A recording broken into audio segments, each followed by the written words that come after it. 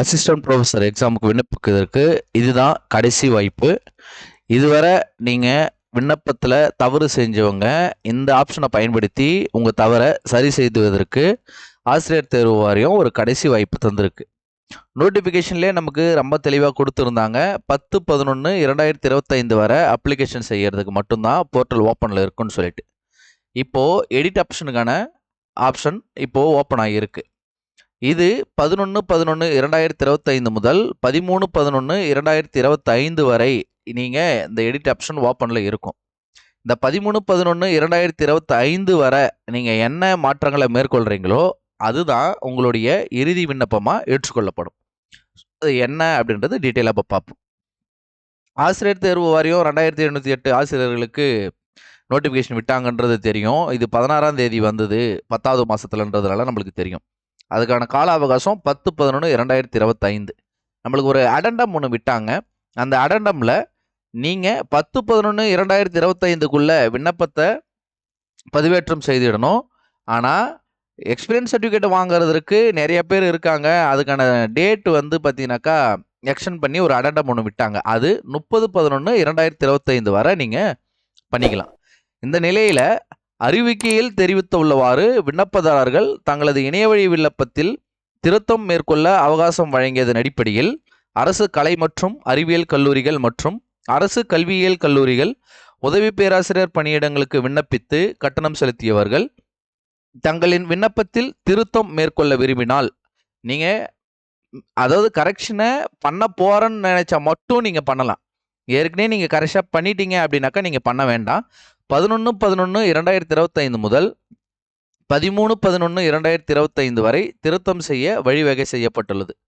அப்போது 13/11/2025 வரை தேர்வர்களின் விண்ணப்பத்தில் கொடுக்கப்பட்ட விவரங்களை மட்டுமே ஆசிரியர் தேர்வு வாரியம் பரிசீலிக்கும். 13/11/2025க்கு பிறகு மாற்றங்கள் கோரி வரவேற்கும் கோரிக்கைகள் பரிசீலிக்க இயலாது.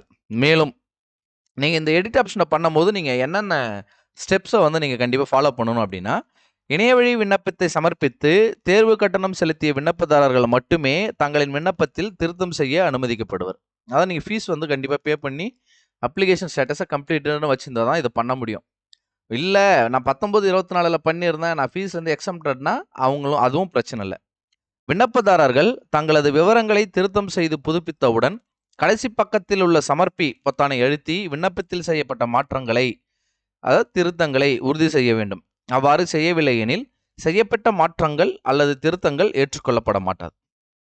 கடைசியாக உள்ள சமர்ப்பி அதாவது ஃபைனல் சப்மிட் அந்த பட்டனை நீங்கள் அழுத்தி உறுதி செய்யவில்லை எனில் அன்னாரின் விண்ணப்பம் கணக்கில் எடுத்துக்கொள்ளப்பட மாட்டாது. முந்தைய விவரங்கள் மட்டுமே பரிசீலிக்கப்படும். அதாவது நீங்கள் அந்த ஃபைனல் சப்மிட்ன்றதை கொடுக்காமலே நீங்கள் அந்த அப்ளிகேஷனை க்ளோஸ் பண்ணிட்டீங்க அப்படின்னா, நீங்கள் மிஸ்டேக்காக ஏற்கனவே ஒன்று சப்மிட் பண்ணி வச்சுருக்கீங்கல்ல, அதை தான் கன்சிடர் பண்ணுவாங்க.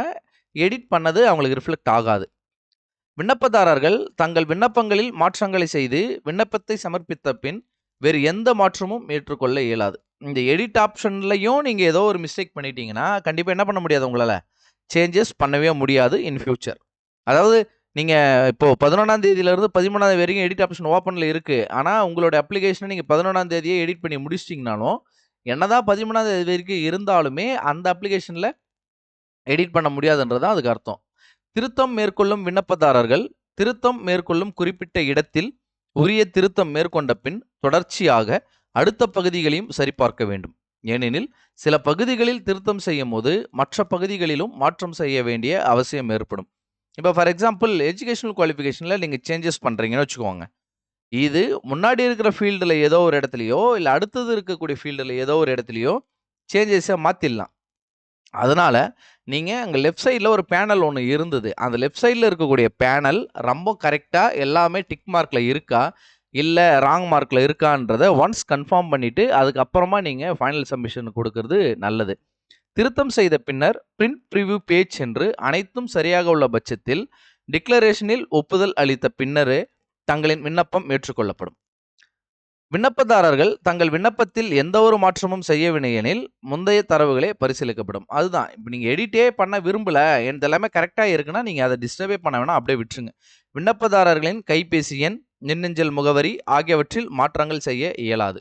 உங்களுடைய அந்த பேசிக் ரிஜிஸ்ட்ரேஷனில் மெயில் ஐடியும் மொபைல் நம்பரை மாற்ற முடியாது. கம்யூனிட்டி பிடபிள்யூ சார்ந்த விவரங்கள் திருத்தம் இருப்பின் விண்ணப்பதாரர் செலுத்திய கட்டணத் தொகையில் ஏற்படும் மாற்றங்களுக்கு விண்ணப்பதாரரே பொறுப்பாவார். ஒருவேளை நான் கம்யூனிட்டியை மாற்றி போட்டுட்டேன், அதாவது பிடபிள்யூடி இந்த மாற்றுத்திறனாளின்றதெல்லாம் நான் மாற்றி போட்டுட்டேன், அதை இப்போ நான் மாற்றணும் அப்படின்னா, இப்போ ஃபார் எக்ஸாம்பிள் இப்போ எஸ்சிக்கு ஒரு பேமெண்ட் இருக்கும், பிசிக்கு வேறு பேமெண்ட் இருக்கும். நீங்கள் ஃபஸ்ட்டு எஸ்சின்னு தப்பாக கொடுத்துட்டு இப்போ பிசி அப்படின்றத மாற்றினீங்க அப்படின்னாக்கா கண்டிப்பாக அமௌண்ட் வந்து டபுள் ஆகும். இப்போ இவங்க 300 பே பண்ணியிருந்தாங்கன்னா நீங்கள் 600 பே பண்ண வேண்டிய நிலை இருந்துச்சுன்னா ரிமைனிங் இருக்கக்கூடிய 300 நீங்கள் பே பண்ணணும். இப்போ ஃபார் எக்ஸாம்பிள் ஒருத்தர் எஸ்சி கம்யூனிட்டியை பிசின்னு கொடுத்துட்டு இருந்தாருன்னா இப்போது அவருக்கு அந்த 300 வந்து இவர் எக்ஸ்ட்ரா பே பண்ணியிருப்பார். ஆனால் கம்யூனிகளுக்கு 300 கம்மி. அந்த 300 இவருக்கு ரீஃபண்ட் ஆகுனா அதுவும் ஆகாது. ஓகே, நீங்கள் வந்து கம்மியாக பே பண்ணிங்கன்னா அதிகமாக பே பண்ணணும். நீங்கள் அதிகமாக பே பண்ணியிருக்கிற பட்சத்தில் அது உங்களுக்கு ரிவர்ஸ் ஆகாது. விண்ணப்பத்தில் கட்டணத் தொகையில் திருத்தம் செய்ய வேண்டியிருப்பின் கூடுதலாக கட்டணம் செலுத்த வேண்டிய விண்ணப்பதாரர் தேர்வுக்கான முழு கட்டணத் தொகையினும் மீண்டும் செலுத்த வேண்டும். இப்போ இதுதான் அவங்க சொல்கிறாங்க, நீங்கள் ஏற்கனவே 300 பே பண்ணியிருந்தா ரிமைனிங் 300 கிடையாது. பிசிக்கு 500 600 தான் நீங்கள் பே பண்ணி ஆகணும். ஜென்ரல் கம்பெனிகளுக்கு என்னவோ நீங்கள் ஃபுல்லாக தான் பே பண்ணணும். ஏற்கனவே நான் பாதி பே பண்ணிட்டேன், இப்போ பாதி, அந்த கதையே இங்கே ஆகாது. விண்ணப்பத்தில் கட்டணத் தொகையில் திருத்தம் செய்யும் போது குறைவான கட்டணம் செலுத்த வேண்டியிருப்பின் விண்ணப்பதாரர் ஏற்கனவே செலுத்த கட்டணத்தின் மீதத்தொகை திரும்ப வழங்கப்பட மாட்டாது. இதுதான் இப்போ நான் முன்னாடி சொன்னது தான்.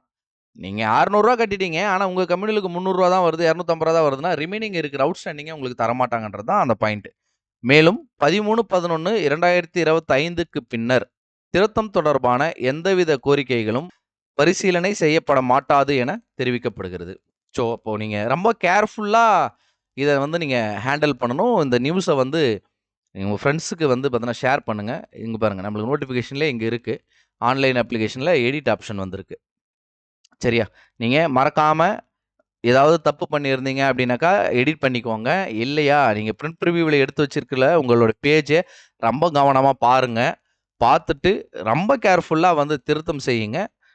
உங்களுக்கு அடுத்ததாக ப்ரிப்பரேஷன் ஸ்ட்ராட்டஜிக்கான வீடியோ தொடர்ந்து வந்துக்கிட்டே இருக்குது. தேங்க்ஸ் ஃபார் வாட்சிங் அண்ட் கீப் சப்போர்ட்டிங்.